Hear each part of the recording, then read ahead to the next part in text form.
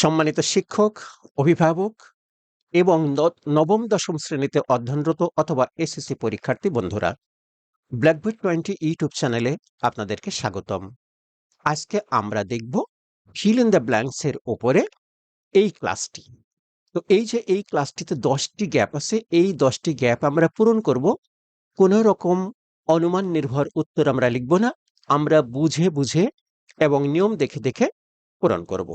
তো চলুন আমরা শুরু করি। আমাদের প্রথম বাক্যটি হচ্ছে an ideal teacher is dash compared with dash architect. এই হচ্ছে আমাদের বাক্যটি। এখন আমরা এই গ্যাপটি পূরণ করবার নিয়মটা কি, আমরা কিভাবে পূরণ করব? আসি আমরা নিয়মটা দেখে নিই। অক্সিলারি ভার্ব ও মেইন ভার্বের মাঝে গ্যাপ থাকলে উক্ত গ্যাপে সাধারণত অ্যাডভার্ব বসে। খেয়াল করুন, এই হচ্ছে আমাদের অক্সিলারি, এটি হচ্ছে আমাদের মেইন ভার্ব, এর মাঝখানে একটি গ্যাপ আছে, তাহলে সেই গ্যাপে কি বসবে? অ্যাডভার্ব বসবে। তো সাধারণত আমরা অ্যাডভার্ব তৈরি করি কোনো শব্দের শেষে এলওয়াই যুক্ত করে। আবার কিছু অ্যাডভার্ব আছে যেগুলোর কোনো এলওয়াই যুক্তের প্রয়োজন পড়ে না, তারা নিজেরা অ্যাডভার্ব হিসাবেই বাক্যে বসে। যেমন অলওয়েজ, এভার, নেভার, জাস্ট, এট, সো, অফটেন বা অফেন ইত্যাদি। তাহলে এইগুলো হচ্ছে অ্যাডভার্ব। এখন আমরা এই বাক্যের প্রয়োজন অনুসারে অর্থের সাথে মিল করে এখান থেকে আমরা একটা অ্যাডভার্ব নেব। তো এর মধ্যে অ্যাডভার্ব আছে কয়টা? একটি, সেটি একটি মাত্র অ্যাডভার্ব হচ্ছে অফটেন। লক্ষ্য করুন, আমরা যদি নিয়মটা জানি তাহলে এর মধ্যে থেকে সব শব্দ আমাদের খোঁজা লাগে না, খুব সহজে আমরা শব্দ পেয়ে যাই। তাহলে an ideal teacher is often compared with, with এটা পরে বলি। তাহলে আমরা এই প্রথম উত্তরটি লিখলাম অফটেন, অর্থাৎ প্রায়ই, অফেন, এটি উচ্চারণ কিন্তু সঠিক, তা আমরা লিখলাম অফেন। এবার আমরা দেখব উইথ ড্যাশ আর্কিটেক্ট, এইটুকুর নিয়মটা কি হতে পারে। আমরা দ্বিতীয় নিয়মটা যদি দেখি, বিয়ের প্রিপোজিশন ও নাউনের মাঝে গ্যাপ থাকলে, লক্ষ্য করুন এই হচ্ছে প্রিপোজিশন, আর্কিটেক্ট নির্মাতা, এটি হচ্ছে নাউন। তাহলে প্রিপোজিশন এবং নাউনের মাঝে যদি গ্যাপ থাকে তাহলে কি হবে? সেই গ্যাপে আমরা অ্যাডজেক্টিভ কিংবা ডিটারমিনার লিখব। মাথায় রাখবেন, সকল ডিটারমিনার কিন্তু অ্যাডজেক্টিভের শ্রেণীভুক্ত। আমরা যদি শুধু বলতাম সেখানে একটি অ্যাডজেক্টিভ বসবে, তাতে কোনো সমস্যা ছিল না। আমরা দুটোই বলবো, আমরা অ্যাডজেক্টিভ বলবো, ডিটারমিনার বলবো। আচ্ছা, এখন প্রশ্ন হচ্ছে ডিটারমিনার আমরা চিনি কিনা। তো ওই যে আমরা এখানে বললাম প্রিপোজিশন, এটা হচ্ছে প্রিপোজিশন। আর কি বললাম? যে প্রিপোজিশন ও নাউনের মাঝখানে যদি কোনো গ্যাপ থাকে, প্রিপোজিশন ও নাউনের মাঝে গ্যাপ থাকলে সেখানে অ্যাডজেক্টিভ ডিটারমিনার উভয় বসতে পারে। তাহলে আমরা ডিটারমিনার চিনি কিনা এবং আমরা প্রিপোজিশন চিনি কিনা। তাহলে আমি দেখিয়ে দিই, এই যে schooling.com বইটি, এই বইয়ের মধ্যে এইটি হচ্ছে প্রথম পাতা, একদম শুরুর দিকে। আমরা জানি ফিল ইন দ্য ব্ল্যাঙ্কস আছে ১ নম্বর প্রশ্ন। এই প্রশ্নের শুরুতে ১ নম্বর ভিডিওটাই হচ্ছে প্রিপোজিশন, ডিটারমিনার, ট্রানজিটিভ এবং ইনট্রানজিটিভ ভার্বের উপরে। তো আমরা যদি মোবাইল দিয়ে এই কিউআর কোডটি স্ক্যান করি, এই পুরো ভিডিওটি আমাদের সামনে আসবে। আবার আপনি যদি কোনো ভিডিও দেখতে না চান, তাহলে আপনি সরাসরি ডিটেইলস আলোচনা এর নিচে পাবেন, এই পৃষ্ঠায় পরে পৃষ্ঠায় পাবেন। তাহলে আমরা এখান থেকে ডিটারমিনার, প্রিপোজিশন সব শিখে নিতে পারবো। তবে ভিডিও দেখবার সুবিধা হচ্ছে, ভিডিওতে আমি যত কথা বলি তত নিয়ম কিন্তু আমি লিখতে পারি না। তাতে এই ১টি বই ৫টি বই হয়ে যাবে। এইজন্য আমরা ভিডিওটি দেখব, তাতে আমরা অনেক অজানা কথা, এর মধ্যে অনেক সাপোর্টিং কথা, এই লেসনের সাপোর্টিং কথা এর মধ্যে আসবে। আশা করি আমরা বুঝতে পারলাম কোথায় আমরা প্রিপোজিশন, ডিটারমিনার, ট্রানজিটিভ এবং ইনট্রানজিটিভ ভার্ব দেখব। তাহলে এখানে আমরা শিখলাম প্রিপোজিশন এবং নাউনের মাঝখানে আমরা ডিটারমিনার বা অ্যাডজেক্টিভ লিখব। এখন আমরা এখানে শব্দ খুঁজবো এবং একটু অর্থ করে নেব। An ideal teacher is often compared, একজন আদর্শ শিক্ষককে প্রায়ই তুলনা করা হয় উইথ ড্যাশ আর্কিটেক্ট, নির্মাতার সাথে, একজন নির্মাতার সাথে। খেয়াল করুন, একজন, তাহলে এই যে অ্যান, এটি একটি আর্টিকেল। তো আর্টিকেলটি এখানে বসতে পারবে, কেন বসতে পারবে? লক্ষ্য করুন, এটি কিন্তু একটা ভাওয়েল বিগিনিং সাউন্ড। এই শব্দটার শুরুতে কিন্তু ভাওয়েল সাউন্ড, এই যে এটা হচ্ছে ভাওয়েল সাউন্ড, সেই হিসেবে আমরা এখানে অ্যান লিখে দেবো। তা আমরা লিখলাম হচ্ছে অ্যান। এবার আমরা পরেরটিতে যাব। He is called dash architect of a nation. এই বাক্যটিতে এই একটি গ্যাপ, গ্যাপের পরে এটি একটি নাউন, নাউনের পরে প্রিপোজিশন অফ। এবার আমরা নিয়মটি দেখে নিই। নাউন ও প্রিপোজিশন, নাউনের পর প্রিপোজিশন থাকলে এই হচ্ছে নাউন, তারপর প্রিপোজিশন আছে, এবং উক্ত নাউনের আগে গ্যাপ থাকলে, এই যে নাউনের আগে গ্যাপ, এখানে কিন্তু আর্কিটেক্টের আগে গ্যাপ, এখানেও আর্কিটেক্টের আগে গ্যাপ, অর্থাৎ নাউনের আগে গ্যাপ, আর সেই নাউনটির পরে হচ্ছে প্রিপোজিশন।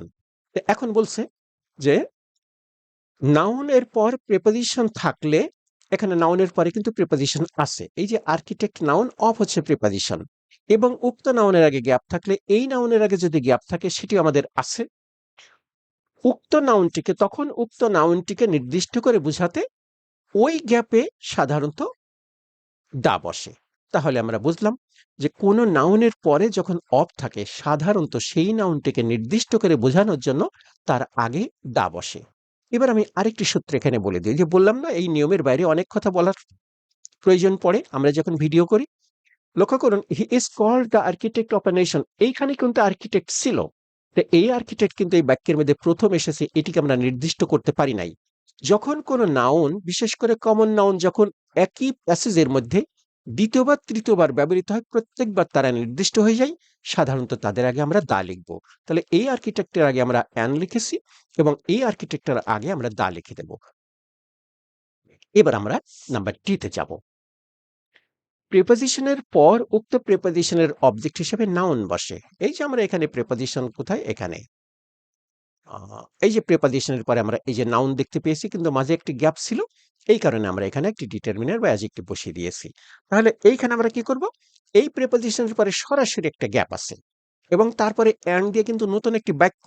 তাহলে অফের পরে এই প্রিপোজিশনের পরে আমরা বলবো একটি মাত্র শব্দ আছে, এই শব্দগুলোকে সাথে এই যে অ্যান্ড দিয়ে আরেকটি ক্লজ বা আরেকটি বাক্য শুরু হয়েছে, এর সাথে কিন্তু আমাদের এই প্রিপোজিশনের কোনো সম্পর্ক নেই। এই প্রিপোজিশন এইখানে গিয়ে থেমে যাবে, অর্থাৎ অফের পরে মাত্র একটি শব্দ আছে। তাহলে অফ যদি প্রিপোজিশন হয় আমরা জানি, তাহলে তারপরে সরাসরি নাউন অথবা প্রোনাউন বসবে। তো সাধারণত ফিল ইন দ্য গ্যাপে প্রোনাউনের ব্যবহার থাকে না, আমরা নাউনটাই বলবো। এখন আমরা দেখব কোন নাউনটি বসতে পারে। He is the light of dash, তিনি হচ্ছেন, তিনি মানে কে, এই শিক্ষক। তিনি হচ্ছেন আলো, কিসের আলো, শিক্ষার আলো। তাহলে আমরা এখানে লিখব লার্নিং। তা আমরা এখানে লিখে দিলাম লার্নিং। এবার আরেকটি নিয়ম বলে দিই শোনান। প্রিপোজিশনের পরে যদি গ্যাপ থাকে সেই গ্যাপে যদি কোনো ভার্ব ওয়ার্ড বসে, এই যে প্রিপোজিশন তারপরে গ্যাপ, আমরা নিয়ম অনুসারে দেখলাম, অর্থ অনুসারে দেখলাম এখানে লার্নিং শব্দটি বসবে। তাহলে এই লার্ন হচ্ছে ভার্ব, তখন সেই ভার্বের কিন্তু আইএনজি বসে এবং এটা সরাসরি নাউন। কেন নাউন, প্রিপোজিশনের পরে নাউন বসে। এবার আমরা ঠিক পরেরটিতে যাব।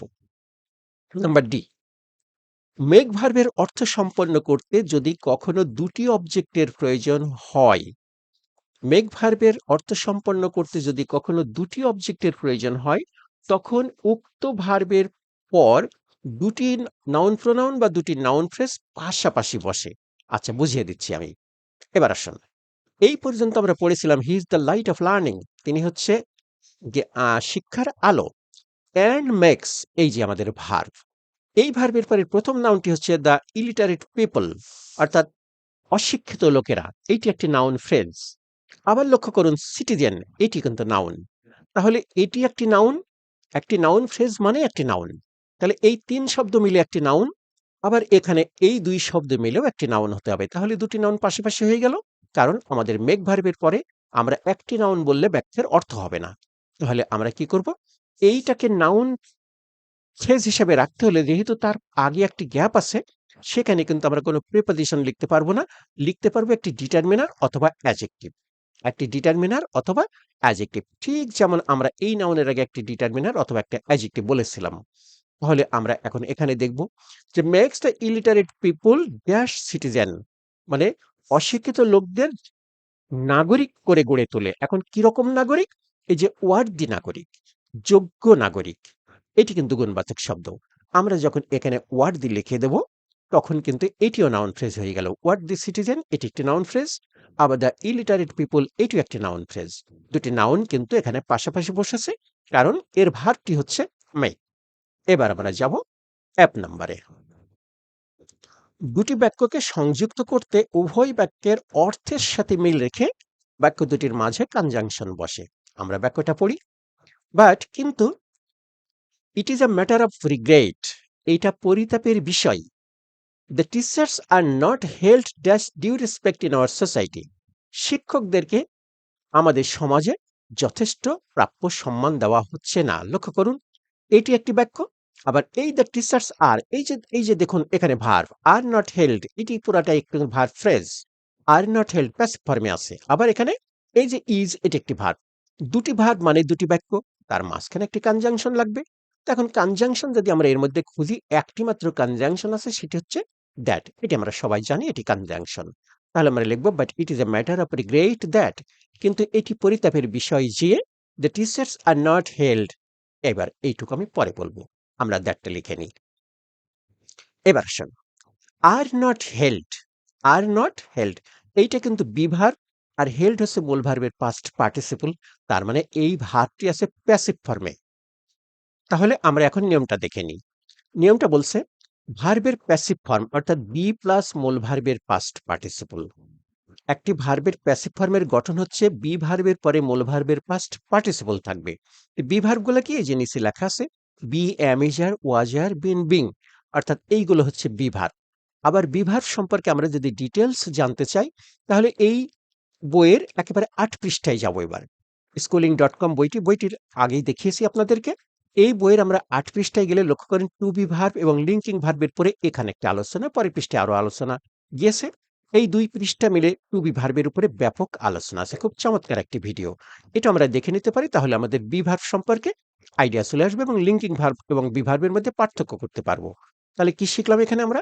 লক্ষ্য করুন, বি ভার্বের পরে এই যে হেল্ড, এটি হোল্ড ভার্বের পাস্ট পার্টিসিপল। তাহলে এটা প্যাসিভ ফর্মে আছে। বি ভার্বের পরে মূল ভার্বের পাস্ট পার্টিসিপল থাকলে সেটা প্যাসিভ ভয়েস হয়। প্যাসিভ ভয়েসের অবজেক্টে অর্থাৎ প্যাসিভ ভয়েসের পরে যখন নাউন প্রোনাউন থাকে, তখন তার আগে একটি প্রিপোজিশন লিখতে হয়। এবার আমরা এখানে যদি পড়ি, ভার্বের প্যাসিভ ফর্ম বি প্লাস মূল ভার্বের পাস্ট পার্টিসিপলের পর ব্যবহৃত নাউনের আগে সাধারণত প্রিপোজিশন বসে। তাহলে এইখানে আমরা একটা প্রিপোজিশন বসিয়ে দেবো। তা আমরা প্রিপোজিশন আছে এখানে কি, একটা ফ্রম আর একটা হচ্ছে ইন।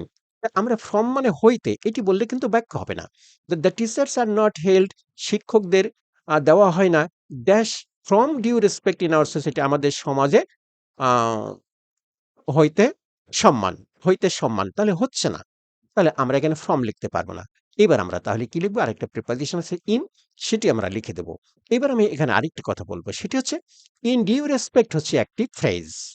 এই ইন ডিউ রেসপেক্ট, যখন আমরা ডিউ রেসপেক্ট দেখব, তখন আমরা মুখস্থভাবে এখানে একটি প্রিপোজিশন ইন লিখে দেব। তাহলে এটি হচ্ছে আমাদের নিয়মের বাইরের কথা বললাম।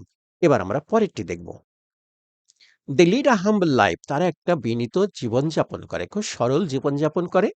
In the dash of want, লক্ষ্য করুন এই যে দা আর এই যে অফ প্রিপোজিশন, এটা হচ্ছে ডিটারমিনার আর এই হচ্ছে প্রিপোজিশন।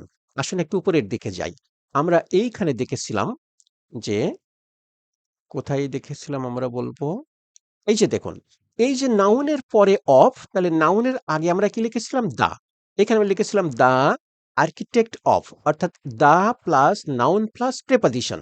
এবার এখানে আসুন, দা প্লাস প্রিপোজিশন, এবার মাঝখানের কিটা নাই, এই নাউনটা এবার এখানে নাই। তাহলে আমরা বুঝলাম যে নিয়মটি বলছে হচ্ছে গ্যাপের পর প্রিপোজিশন থাকলে এই আমাদের গ্যাপ, এরপরে প্রিপোজিশন অফ, এবং উক্ত গ্যাপের আগে ডিটারমিনার থাকলে এই গ্যাপের আগে এই ডিটারমিনার দা, উক্ত গ্যাপে তখন নাউন বসবে। তাহলে কি লিখবো আমরা, দে লিড আ হাম্বল লাইফ, তারা একটি সরল বিনীত জীবন যাপন করে। In the dash of want, এখন এইখান থেকে একটি নাউন ওয়ার্ড খুঁজে নিয়ে আসবো। তো এই যে মিস্ট, মাঝে, এটি হচ্ছে আমাদের নাউন ওয়ার্ড। তাহলে আমরা লিখবো in the mist of want, আমরা লিখলাম হচ্ছে মিস্ট অফ ওয়ান্ট। কিসের মাঝে? অভাবের মাঝে। এই ওয়ান্ট মানে হচ্ছে অভাব। তারা দারিদ্রতার মাঝে খুবই শোচনীয় বা সরল জীবনযাপন, সাধারণ জীবনযাপন করে। Still they keep the light of education burning, তারপরও তারা শিক্ষার আলোটাকে জ্বালিয়ে রাখে। শিক্ষার আলোটাকে জ্বালিয়ে রাখে কারা? শিক্ষকরা। In order to remove the dash of illiteracy, in order to remove, দূর করবার জন্য, রিমুভ মানে দূর করা, আর ইন অর্ডার টু মানে উদ্দেশ্যে। ইন অর্ডার টু রিমুভ, দূর করবার উদ্দেশ্যে, দা ড্যাশ অফ, লক্ষ্য করুন এই আমাদের দা, এই মাত্র দেখে এসছে এখানে দা গ্যাপ অফ, আবার দেখুন দা গ্যাপ অফ, এটা একটি বোর্ড কোশ্চেন কিন্তু। তাহলে এইখানে আমরা কি বলবো, দা ড্যাশ অফ মানে এইখানে একটি নাউন বলবো। ঠিক আমরা এইখানে যেমন নাউন এইমাত্র বসিয়ে আসলাম মিসড, এবার কোন নাউনটি খুঁজবো। তাহলে আমরা একটু বাক্যটা বাংলা করি, still they keep the light of education burning, তারপরেও তারা শিক্ষার আলোটাকে জ্বালিয়ে রাখে। এই যে শত অভাবের মাঝেও তারা শিক্ষার আলোটা জ্বালিয়ে রাখে। In order to remove the dash of illiteracy, এই নিরক্ষরতা কি করবার জন্য, নিরক্ষরতার অন্ধকার দূর করবার জন্য। রিমুভ হচ্ছে সরিয়ে দেওয়া, দূর করা। কি সরিয়ে দেবে? ডার্কনেস, অন্ধকারাচ্ছন্নতা। এটি হচ্ছে নাউন। তাহলে আমরা এইখানে লিখে দেব ডার্কনেস। এই হচ্ছে আমাদের নিয়ম। গ্যাপের পর প্রিপোজিশন অফ থাকলে এই নিয়মটা আমরা এই আগেরটা দেখে এসেছি, একই নিয়ম আমরা লাগিয়ে দিলাম ডার্কনেস। এবার আমরা আজকে শেষটিতে যাব। Darkness of illiteracy and superstition dash the society. লক্ষ্য করুন, সুপারস্টিটিউশন এই হচ্ছে একটি নাউন, দ্য সোসাইটি এটি কিন্তু আরেকটি নাউন। দুটি নাউন যখন পাশাপাশি থাকে তখন তার মাঝখানে কিন্তু প্রেপোজিশন বসে। আর একটি মাত্র প্রেপোজিশন আমরা এখানে লিখি নাই, সেটা হচ্ছে এই যে ফ্রম দ্য সোসাইটি, সমাজ থেকে, তা আমরা লিখে দেব ফ্রম। তো এই নিয়মটা, পরপর দুটি নাউন থাকলে শেষোক্ত নাউনের আগে প্রেপোজিশন বসে আমরা বসিয়ে দিলাম ফ্রম। এখন আপনাদের প্রশ্ন আসতে পারে, এইখানে আমরা বলেছিলাম দ্য ইলিটারেট পিপল একটি নাউন, নাউন ফ্রেজ, আবার এই যে ওয়ার্ড দ্য সিটিজেন এটি একটা নাউন ফ্রেজ, তাহলে এর মাঝখানে প্রেপোজিশন কই? তখন কিন্তু আমি আপনাদের শিখেছিলাম যে মেক ভার্বের পরে, টেল ভার্বের পরে, তো এই সকল ভার্বের পরে, স্পেশালি মেক ভার্বের পরে পরপর দুটি নাউন পাশাপাশি বসতে পারে, তাই এখানে বসেছে। এখানে কিন্তু মেক ভার্ব নেই, অতএব এখানে দুটি নাউন পাশাপাশি বসতে পারবে না। শেষ নাউনটার আগে একটা প্রিপোজিশন বসতে হবে, আমরা লিখেছি ফ্রম। সম্মানিত শিক্ষক, অভিভাবক এবং প্রিয় শিক্ষার্থীরা, তখন যেই ক্লাসটি আমি দেখাচ্ছি সেই ক্লাসটি কিন্তু আমি আমার schooling.com বই থেকে দেখাচ্ছি, এবং এই বইয়ের কত পৃষ্ঠা থেকে এই বইটা ক্লাসটি দেখাচ্ছি সেটিও আমি দেখিয়ে দিই। এই বইয়ের 23 পৃষ্ঠা, এই সব আজকের সবগুলো পেজ কিন্তু আমি প্রথম থেকে দেখাচ্ছি, কারণ এটা 1 নম্বর প্রশ্ন। এই বই 23 নম্বর পৃষ্ঠায় ঠিক 11 নম্বর টেক্সট, এই যে এই টেক্সটটি আমি আজকে আপনাদের সাথে শেয়ার করলাম। তো বইয়ের মধ্যে এটি কিভাবে দেওয়া আছে? এই হচ্ছে আমাদের টেক্সট, এই হচ্ছে আমাদের শব্দার্থ। বইয়ের মধ্যে যেভাবে দেখা প্রত্যেকটি লেসন এইভাবেই দেওয়া থাকবে, এবং এইখান থেকে নিয়ম শুরু। এই হচ্ছে আমাদের নিয়মগুলা, আর এই হচ্ছে নিয়মের উত্তর, আমাদের এই টেক্সটের উত্তর। তা বাজারে আপনি হয়তো এখন অনেক বই পাবেন, এখন অনেক আম লেখক আছে যারা এক রাতে ৩টা করে বই লিখছে। কিভাবে? এআই এর সহায়তা নিয়ে।